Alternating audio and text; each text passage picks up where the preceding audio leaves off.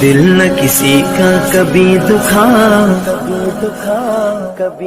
السلام علیکم ورحمۃ اللہ وبرکاتہ.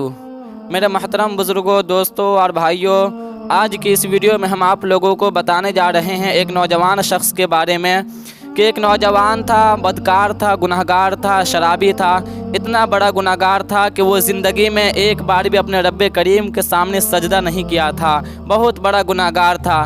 جب اس کے مرنے کا وقت آیا تو اپنی ماں کے گود میں جا کر کہنے لگا ماں سے، اے میری ماں، جب میرا موت ہو جائے تم اپنے مرید حضرت حسن بصری سے کہہ دینا کہ وہ میری نماز جنازہ پڑھا دے. ماں جا کر کہنے لگی حضرت حسن بصری سے کہ میرے مرید حضرت حسن بصری ہمارے بیٹے کہہ رہے تھے کہ جب میرا موت ہو جائے، جب میں فوت ہو جاؤں، جب میں دنیا سے چلا جاؤں تو تم حضرت بصری سے کہہ دینا، حضرت حسن بصری سے کہہ دینا کہ وہ میری نماز جنازہ پڑھا دے. تو حضرت حسن بصری کہنے لگے کہ وہ گناہگار بندہ، وہ بدکار بندہ، وہ جو ساری زندگی شراب پیتا رہا، ہم اس کی نماز جنازہ پڑھائیں گے؟ ہم اس کی نماز جنازہ نہیں پڑھائیں گے. پھر اس کی ماں وہاں سے چلی گئی، روتے ہوئی گئی. پھر بیٹے دیکھے، پھر بیٹے نے ماں سے پوچھا تو پھر ماں نے کہا کہ اے میرے بیٹے، اگر تم زندگی میں ایک بار بھی میری بات مانتا، میرا کہنا مانتا، تو آج وہ حضرت حسن بصری تمہاری نماز جنازہ پڑھنے سے انکار نہیں کرتا. تم تو ساری زندگی اللہ کی نافرمانی کرتے رہے، ساری زندگی شراب پیتے رہے، ساری زندگی بدکاری میں گزار دیے، اس لیے وہ تمہاری نماز جنازہ پڑھنے کے لیے تیار نہیں ہے.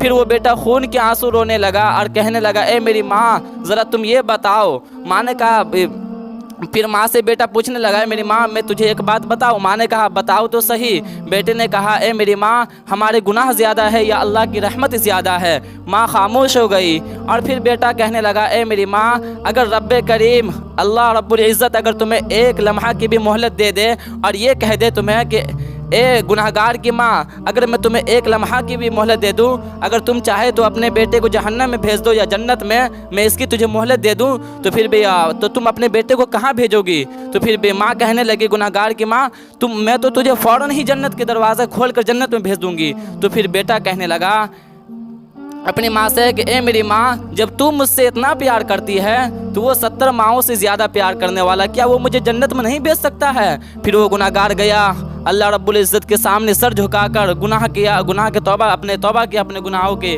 پھر وہ خوب رونے لگا، خون کے آنسو رونے لگا، اللہ رب العزت کے سامنے سجدہ کیا. پھر اس کے بعد اس کی موت ہو گئی.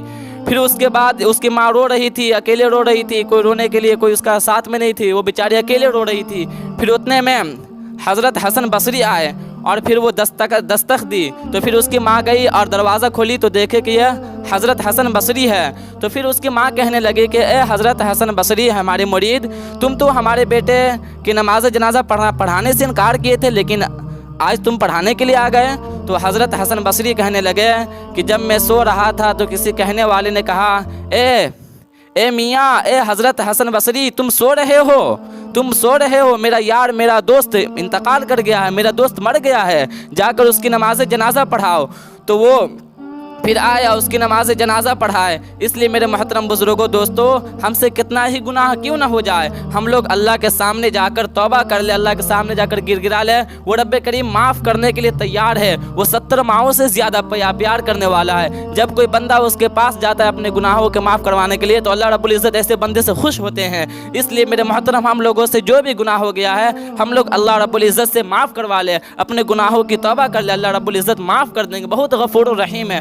سوچنے والی بات ہے میرے محترم بزرگوں کہ وہ بندہ ساری زندگی اللہ کی نافرمانی کرتا رہا، ساری زندگی گناہ کرتا رہا، ساری زندگی شراب پیتا رہا، یہاں تک کہ بتایا جاتا ہے کہ وہ اتنا بڑا گناہگار تھا کہ وہ اپنی زندگی میں ایک بار بھی اللہ رب العزت کے سامنے سجدہ نہیں کیا تھا. اس لیے میرے محترم، ہم لوگ اگر ہم لوگ سے جو بھی غلطی ہو گئی ہے، آج ہم لوگ سے کوئی نمازیں فوت ہو گئی تو میرے محترم ہم لوگ اپنی نمازوں کی قضا کر لے، اپنے گناہوں سے معافی طلب کروا لے، توبہ کر لے، اللہ ہمارے گناہوں کو معاف کر دیں گے. اللہ پاک ہم سب کو کہنے سننے سے زیادہ عمل کرنے کی توفیق عطا فرمائے. آمین.